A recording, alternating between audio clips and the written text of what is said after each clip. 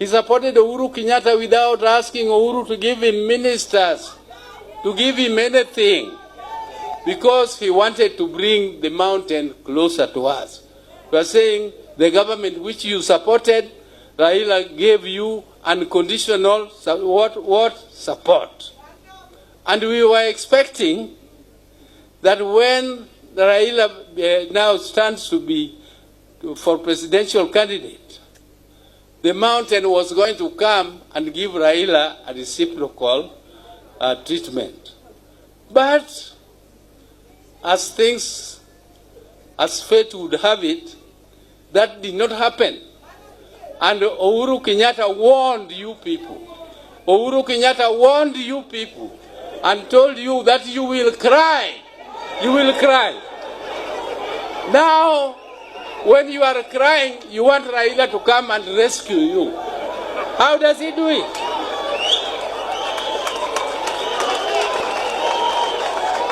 Gentlemen, that is Oburu Odinga, the brother to Raila Amolo Odinga, actually the elder brother, who was accusing Mt.Kenya for failing to listen to Uhuru Kenyatta and vote for Raila Amolo Odinga back in the year 2022 general elections.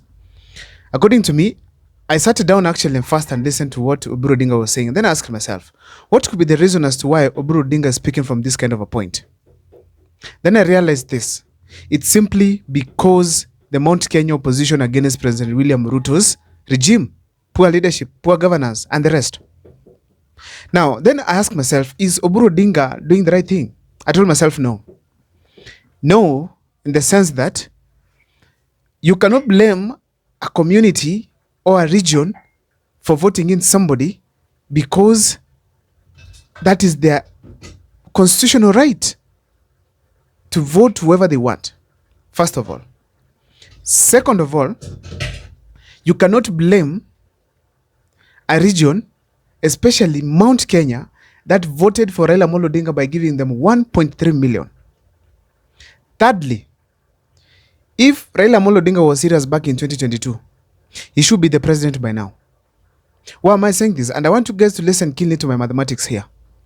Raila Amolo Odinga in the last general election with Uhuru Kenyatta, he had about 6 million votes.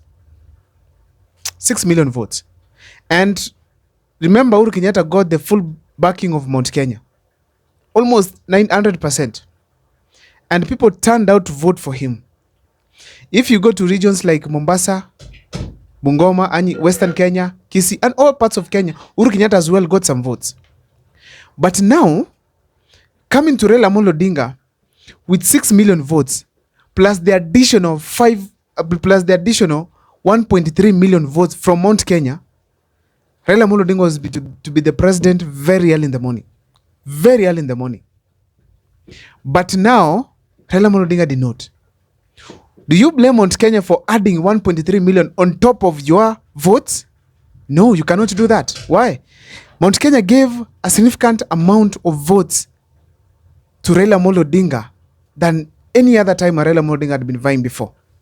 So therefore, they were generous enough because their hatred, their difference with Raila Amolo Odinga are historical, and I'm going to do an extensive video on why they rejected Raila Amolo Odinga. So therefore, Raila Amolo Odinga was to be the president. Where did Raila Amolo Odinga go wrong?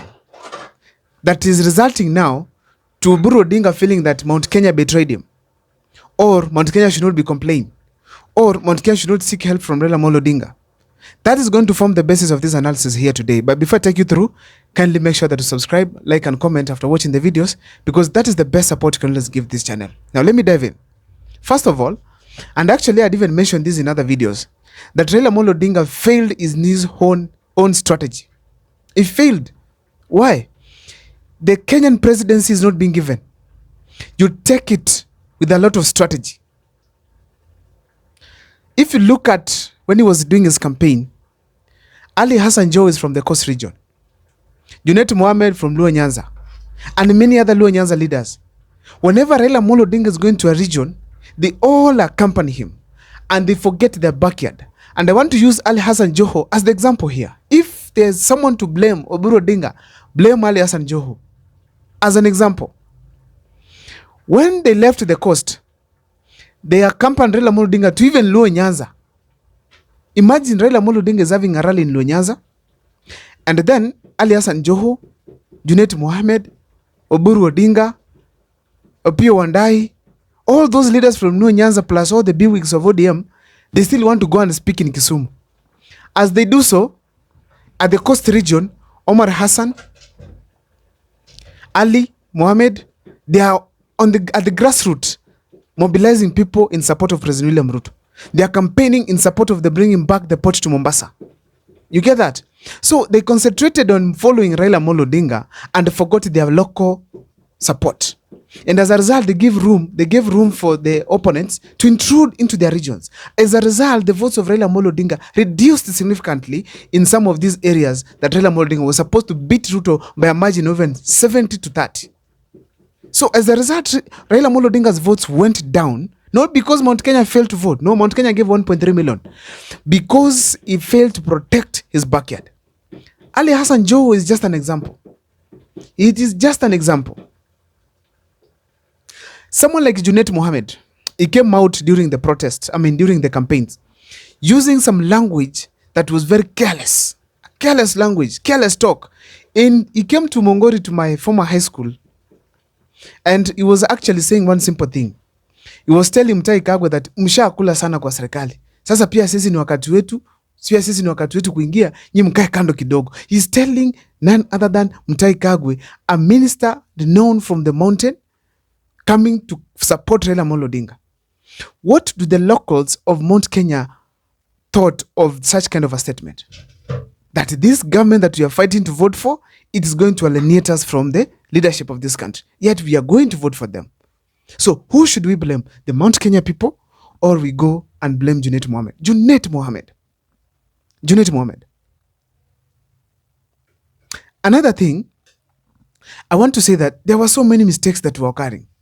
But we realized that even in Mount Kenya, there were no agents. There were no serious mobilization.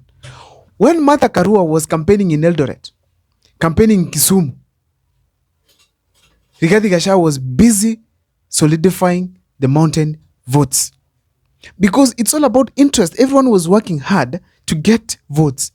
It was not automatic that because Uhuru Kenyatta was supporting Raila Amolo Odinga, then now the rest of the opponents should sit back and wait for Uhuru Kenyatta to deliver the votes. They could not do that, for heaven's sake. They could not do that.